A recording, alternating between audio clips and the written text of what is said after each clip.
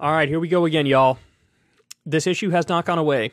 Ted Cruz is so butthurt over Jon Stewart, calling him out, shaming him, making him look ridiculous, that he can't stop engaging. He can't stop going back and forth. He can't just move on. This is actually really sad. Let's watch.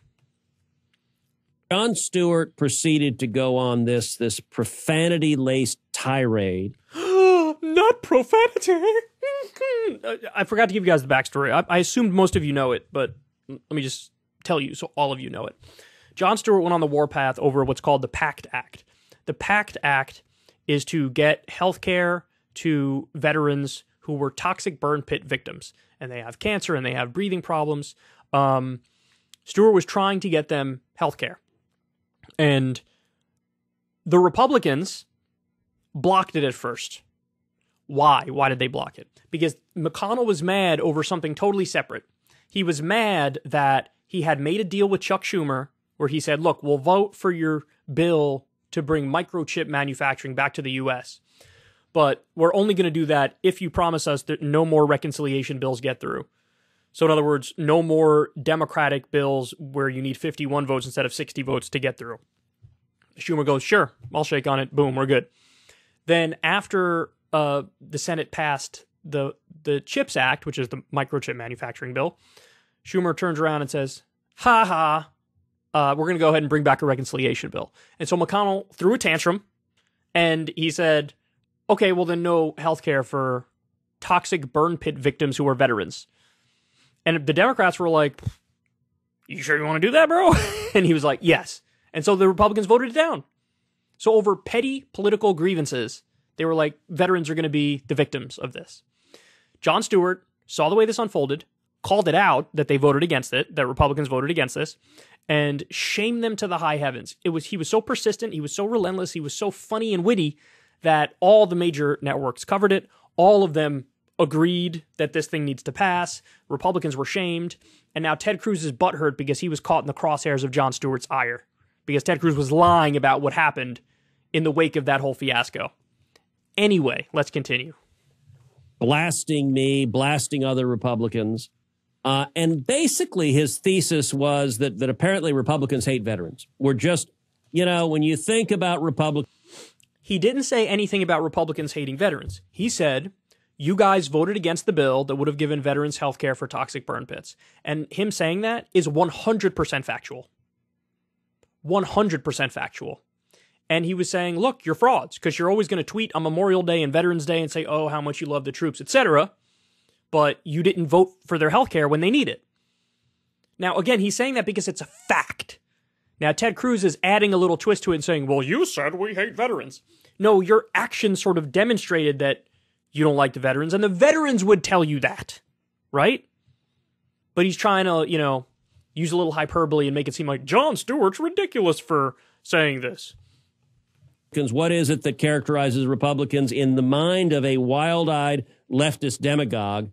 It's that we don't like veterans. Mind you, that is facially absurd. Is it? Is it? I mean, look, your votes speak louder than your words, right? And let's just say this.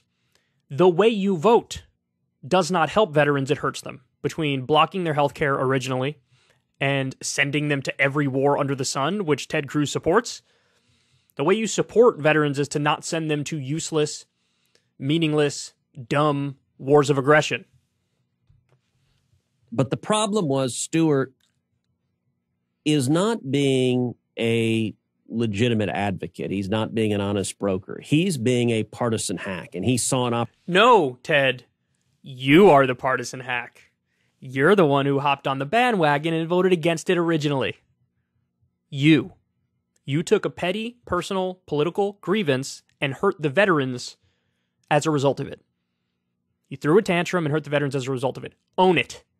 Own it that you are the tribal partisan hack. Jon Stewart didn't say a goddamn word about parties he was doing this. He was just saying, this bill needs to pass. You're the one who is playing party politics like a scumbag. Opportunity to use this to scream and curse and attack and try to deceive, look, people who are not paying much attention.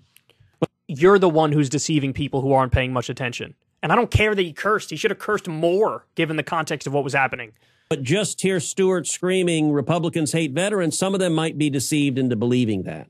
He didn't say Republicans hate veterans. He walked everybody through exactly what happened in terms of Republicans voting against the PACT Act.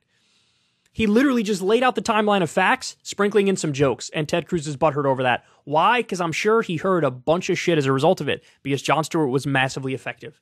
So now Ted Cruz has to come out here and lie and cover his ass and pretend like he was right all along or whatever the fuck, when he wasn't. They lied about it too afterwards and said, oh, the reason we voted against it is because there was some sort of trick the Democrats were playing about discretionary spending and mandatory spending. All bullshit. All bullshit. Jon Stewart called it out, and then Ted Cruz got butthurt because he was caught speeding. It was dishonest when Stewart started. It remains dishonest today. You're the dishonest one. Jon Stewart proceeded to go on this profanity-laced tirade. That's the end of it. It's ironic that he's calling anybody else dishonest because Ted Cruz is one of the single most dishonest politicians I've ever seen in my life. The thing that I always remember the most when I think of Ted Cruz is how he had argued for years that he's a defender of free speech and the Democrats are against free speech. And then when asked about the specifics of that, he was talking about a case involving money in politics. So, in other words, he thinks if you want money out of politics, you're against the First Amendment, you're against freedom of speech, and he's going to portray you as such. Instead of acknowledging, look, it's a category error, right? Like, I think money in politics has to do with corruption, which is why I am against it, but I'm also staunchly in favor of free speech. I do not think this is speech. That's my whole point. That's anybody's point who makes this argument. But he swats that aside. And I was like, no, if you're in favor of free speech, you should want unlimited money spent in politics. So he argues for rampant corruption and cloaks it in the virtuousness of the First Amendment and free speech, which is just deeply dishonest. So I always think of that when I think of Ted Cruz, and I think when he said he would have defended the dildo ban in Texas as Attorney General or whatever. I remember that too. He's a scumbag. He's a scumbag. He's a partisan hack. He's a liar. He's dishonest. And he should know when he's punching above his weight, and he's doing that right now. If you want to see me and Crystal Ball interview legends like Noam Chomsky, Cornel West, and more, subscribe to Crystal Kyle and Friends on Substack. $5 a month gets you the video version a day early. Remember, we take 0 ad dollars for this podcast.